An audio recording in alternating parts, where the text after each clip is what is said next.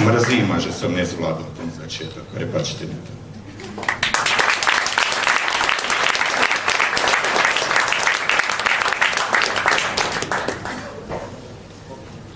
Takže ja budem hovoriť niečo o obhajobe vlastných záujmov, osobných záujmov vo verejnom priestore. Keď sa raz bude odstraňovať dom svätého Martina, pretože bráni vo výhľade na Opark Tower, niektorým z vás to možno bude vadiť a rozhodnete sa, že tomu budete chcieť zabrániť. To bude váš osobný záujem. Na pomoc si niektorí z vás zoberú zákony. Na Slovensku máme ale jeden fenomén.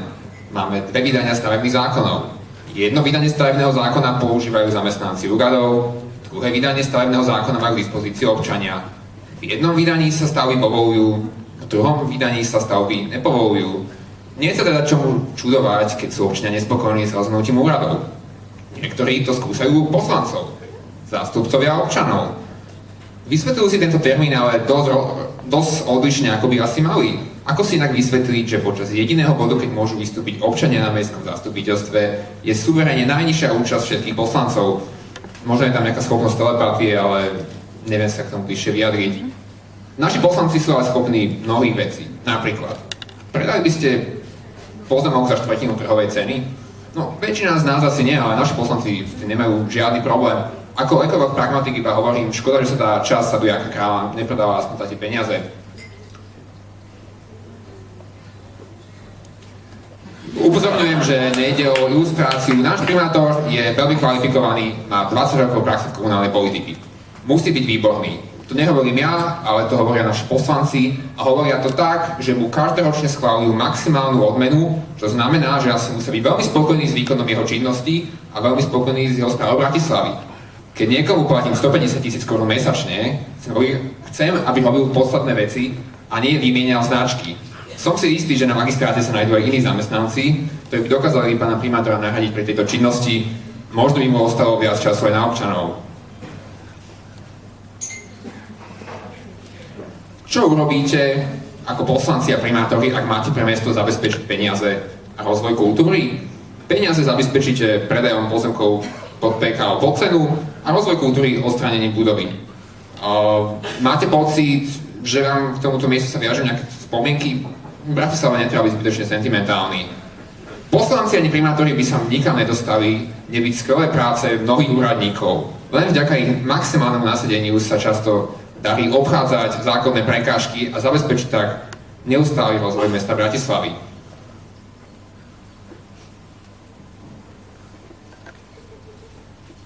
No, takto by to malo vyzerať v praxi.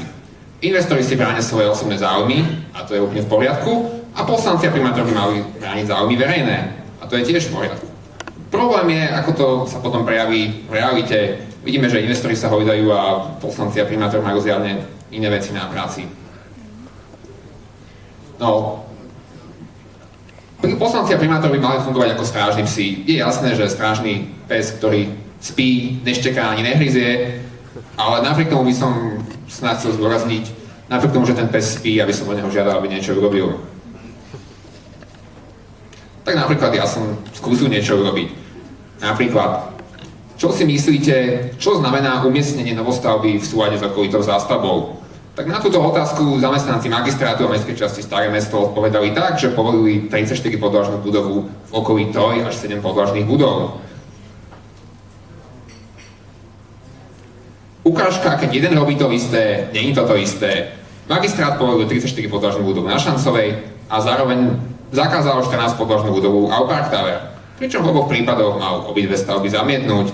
V prvom prípade sa Staré mesto podriadilo mestu, v druhom prípade sa Petržalka nepodriadila a jediný, kto bol konzistentný, bol krajský stavebný úrad, ktorý povolil obe stavby. Toto je súčasný stav. Táto stavba stojí žiaľ nie kvôli právnym možnostiam, ale kvôli finančnej kríze. Ja osobne navrhujem v medzičase, aby Ministerstvo kultúry odkúpilo túto budovu a zriadilo tam múzeum ilegálnych stavieb. Myslím si, že by to mohlo znamenať istý prínos pre mesto Bratislava.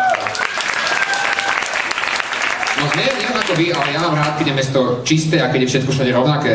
Preto ma dlhé roky štvali tie fronty ľudí, čo stáli na Laurinskej. Furt tam niekto bol, v lete, v zime, v daždi až na slnku, nebola tam ani obsluha, varili tam také divné jedlá, chodili tam cudzinci, no proste strašné. Nevedel som čo s tým.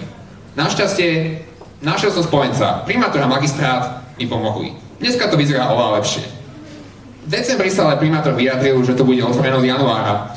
Vidíme, našťastie už je apríl, nič nie je otvorené, takže dúfam, že už to tak ostane. Prečo sa teda nerobí viacej?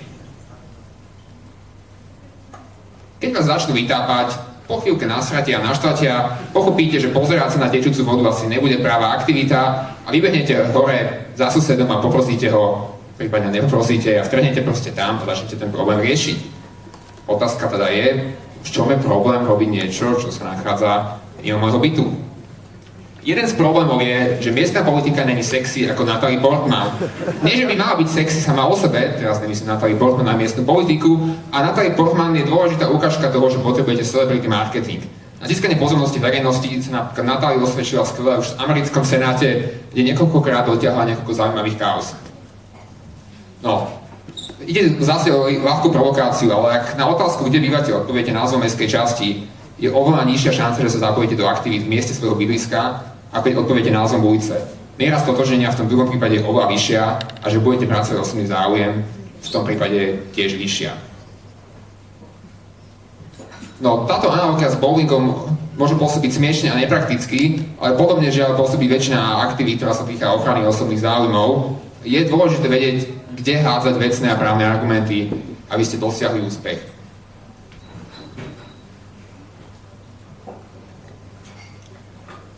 Na záver by som si dovolil ukážku naozaj z úspešnej ochrany osobných záujmov. Je to na Fifth Avenue vedľa Central Parku. To, že tam v Central Parku nič nestojí, není ani tak preto, že by tam chlapci nechceli stavať, ale ide hlavne o to, že záujem obyvateľov týchto bytov, ktorí samozrejme majú mnoho milión dolárové príjmy ročne, je v tom, že oni tam proste žiadne stavby nechcú. Ďakujem za pozornosť.